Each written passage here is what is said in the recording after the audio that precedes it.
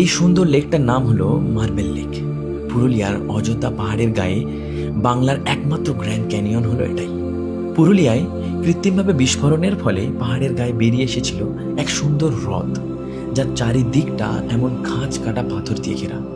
সেই কারণে নাম দেওয়া হয়েছিল মার্বেল লেক। আর এই হ্রদের পানিটা নীল হওয়ার কারণে অনেকে নীল ড্যাম বলেও ডাকে, কেউ কেউ একে পাতাল ড্যামও বলে থাকে। এখানকার পানি কিন্তু অত্যন্ত স্বচ্ছ এবং খুবই পরিষ্কার, তবে পানিতে নামা যায় না। যদি নামতে যাও তাহলে তোমার 500 টাকা ফাইন দিতে হবে। তবে তুমি পানির কাছাকাছি এসে সুন্দর কিছু ফটোস ক্লিক করতে পারো বা ছোট ছোট ভিডিওসও বানাতে পারো। আর যদি এখানে তুমি আসতে চাও, নিজস্ব গাড়ি বা বাইকে করে আসতে পারো। যদি তুমি হিল টপে থাকো তাহলে তোমার মাত্র 5 কিলোমিটার দূরত্বে থাকবে এই মার্বেল লেক। তবে পুরুলিয়া থেকে এটার দূরত্ব কিন্তু 45 থেকে 47 কিলোমিটারের মতো। বাইক বা গাড়ি নিয়ে যদি আসো তো সুন্দর পার্কিংয়েরও ব্যবস্থা রয়েছে।